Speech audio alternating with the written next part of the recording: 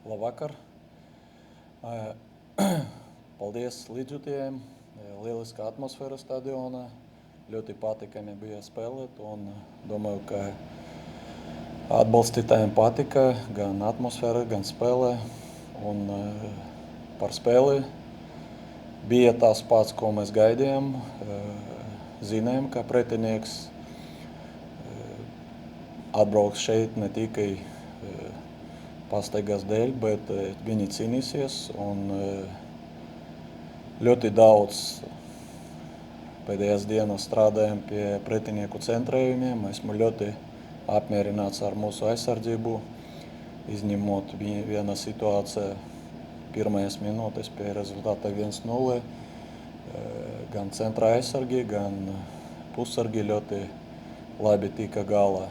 Un bija arī daudz situācijas, kur mēs neļaujam pretiniekam centrēt, bet kopumā esmu ļoti apmierināts. Bija interesanti spēlēt. Nav šādu spēļu daudz sezonā. Kopumā bija tāda īsta vīrišķīga cīņa. Un ja mēs kaut kur atdotu to iniciatīvu, ar to cīņas pāru, mums būtu lielas problēmas, tāpēc ļoti apmierināts tieši ar to. Varam daudz runāt, kā varēja būt labāk ar bumbu un neļaut pretiniekam izveidot šādas situācijas, kur ir iespēja cīnīties par bumbu, kad tā nonāks pie mums, bet kopumā varu tādu labu četrinieku komandai šodien. Vai trenerim šī spēle bija mazāk nervoza, varbūt nekā ierastais Eiropas mačs, vairāk bija agrie vārti, kāds pateicīgs scenārijs? Nē, nebija, nav tā, ka nervoza vai nenervoza. Bija interesanti, redzējām, kā mēs varam ietekmēt, redzējām, kā mēs bijām gatavi, redzējām arī, ka individuāli spēlētāji ļoti labi saprot. To mēs redzējām arī treniņos. Un bija nopietni noskaņoti un ļoti labi saprata, ko darīt. Un kopumā tas gradus tur bija šajā spēlē. Par nervozitāti, grūti teikt, kur tā ir, kāda tā ir, kāda nav. Bet šodien bija tā laba spēle un jābūt gatavam tai spēlē. Kā iepriekšējā teikumā es jau teicu, ka nav daudz šādu spēļu mums un bija ļoti patīkami, ka mēs esam gatavi tam. Vai gaidīt, ka otrajā puslaikā pretinieks vairāk riskēs, vairāk spēlēs uz priekšu, varbūt piesāknās tieši uzbrukuma līniju, jo kaut kā galvā citādi? Mēs gaidījām, ka tas var notikt no pirmajām minūtēm. Gatavojamies arī tam. Bija jābūt gataviem, ka tā arī var notikt. Un gribējām izmantot šādas situācijas ar piespēlēm starp līnijām un arī izmantot tās zonas, kad mali aizsargi tādas labvēlīgākas mums pozīcijas un izmantot džiki ātrumu, spēlējot pret centra aizsargiem nelabvēlīgais viņiem zonas. Kopumā bija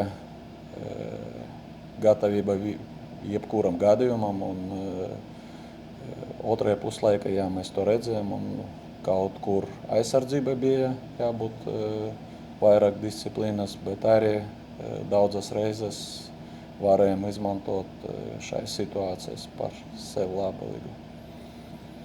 Džikiem, vai tie kādus vārdus uztaisīja, vai vari pastāstīt, cik ļoti viņš ir mainījies šajā pusgadā, kad ir bijis Daugavpilī? Viņš nav mainījies. Kopumā mēs viņu labi tā pazīstam. Arī nezinu, no kurienes dzirdēju no komentētājiem, ka viņš nav tāds spēlētājs, kuram patīk strādāt. Tā nav pareizi, kaut kur nepareizi varbūt kaut ko saprata. Viņš ir tāds spēlētājs.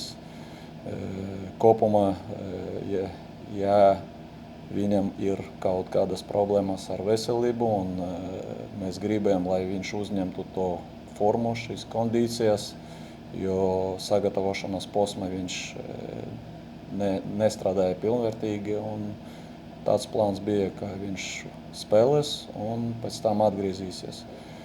Viņš atgriezās labā stāvoklī, tas arī palīdzēja, ka viņš spēlēja ļoti daudz spēļu, un tas viņam ir svarīgi.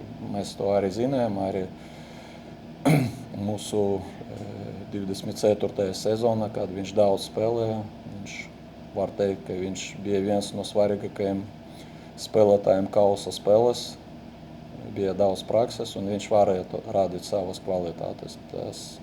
Tas ir ļoti svarīgi jebkuram spēlētājam un viņam īpaši. Vispār šajā komandā šobrīd redzēja iespēju progresēt, ņemot vairāk futbols atgriež pēc savainīgiem, kā Šarī, kā Ikalnieks, kā Šinek Matus. Jāprogresē, jā. Protams, vēl nav labākas kondīcijas dažiem spēlētājiem. Ir daži jaunie spēlētāji, kuri varbūt ieņem tādas svarīgākas lomas komandā. Tas arī iepriecina mani, jo tas svaigs asinis un arī pieredzējušiem spēlētājiem nevajag atslāpties. Tas, protams, ir ļoti labi, un tas ļauj domāt par to, ka būs progress, jo skaidrs, ka jauni spēlētāji jebkura gadījumā spēlējot, un ja viņam ir tādas svarīgas lomas komanda, viņi augs, un kopā ar viņam augs komanda. Kā kopumā novērtējot, ja arī snieguma šorīt, ņemot vairāk, ka viņam bija tāds ciets kontakts no pretinieku puses? Labi, es domāju, ka var būt arī sliktāk, bet pēdējās dienas arī daudz strādājam, runājam un gribējam izveidot arī taktiski šādas situācijas, kur viņam būtu labāk parādīt savas labākas prasmes. Ir dažas pretenzijas spēlēt ar bumbu, kad viņš ar muguru pret pretinieku vārtiem, bet kopumā viņš ļoti labi saprot, un es pat redzēju šodien, ka viņš mēģina to darīt pareizajā veidā. Kaut kur izdevās, kaut kur ne, bet kopumā mēs ļoti labi viņu pazīstam un arī sapratam, ka viņš ir šāds spēlētājs, kuram vajag vairāk laika, lai uzņemtu to labāko formu. Un pēdējās spēlēs mēs to darām, un arī šodien negribējām, lai viņš spēlētu vairāk par 60 minūtēm. Bija ieplānota maiņa, un kopumā tas viss nostrādāja pēc plāna. Kopumā laikam neierasti Robertu Savanieku redzēt, kā futbols, kurš nāk uz maiņu, Eiropas mačos, pastāst par viņa šā brīža situāciju, stāvokli, status. Nav nekas noslēpums, ka futbola komanda viss notiek pēc labākas tādas sirdsapziņas, lai viss notiktu komandas rezultātu labā.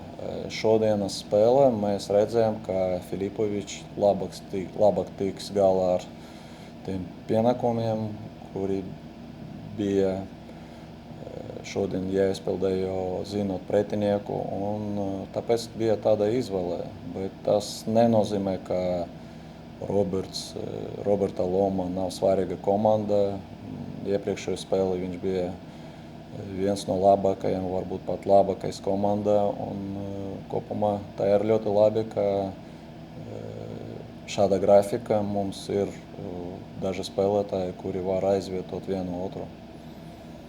Ir tehniskās dabas jautājums, ilgos mačus, vakar paziņojas, ka uz pirmajā pārzult no svētdienas, tas bija RFS lūgums vai kaut kāds citiem? Jā. Ir atvienošanās? Jā.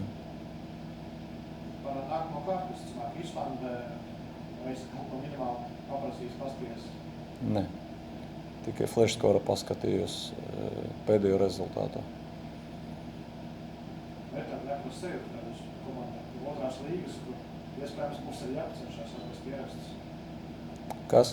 Ka būs jāpacenšās vai rast ierastas komanda otrās līgas, ka tur jāpacenšas. Jāpacenšas atrast ierakstus, jāpēta. Nezinu, es godīgi sakot nepārbaudīju vēl. Varbūt noteikti spēles pret Karabahu būs, kurus varam analizēt. Es nevaru atbildēt uz šo jautājumu, kā viss notiks, bet minimāli 2 spēles mums noteikti būs. Domāju, ka pat vairāk. Un šodien pasaules kausa fināls vai ir kāds preferences nāmas, kuram uzvarēt, par ko jutīs sirds vai prāts? Tā laikam vairāk gribētos, lai Argentīna uzvarētu. 2 tādas lieliskas komandas, gan viena, gan otra rada ļoti labu futbolu. Varbūt kaut kur liekas man, kā atbalstītājiem, futbola cienītājiem redzēt, ka šādi lieliski spēlētāji sasniedz pēc iespējas vairāk, jo tiešām ir liela bauda redzēt viņus. Runāju par Messi, protams, manuprāt, vislabāko futbolistu vēsturē. Un kaut kur simpātijas būs vairāk Argentīnas pusē, bet man kā trenerim, protams, ļoti patīk spēlē, Spānijas spēlē, viņu trenera risinājumi, tās varbūt kaut kur pragmatiski pareizi, nevis dogmatiski, bet pragmatiski kaut kur tas tiešām ļoti lielisks pasaules kauss. Es negaidīju, ka tā būs, bet man kā futbola cienītājiem ļoti patika skatīties, ļoti daudz spēles, un varu teikt, ka finālā būs labākas komandas.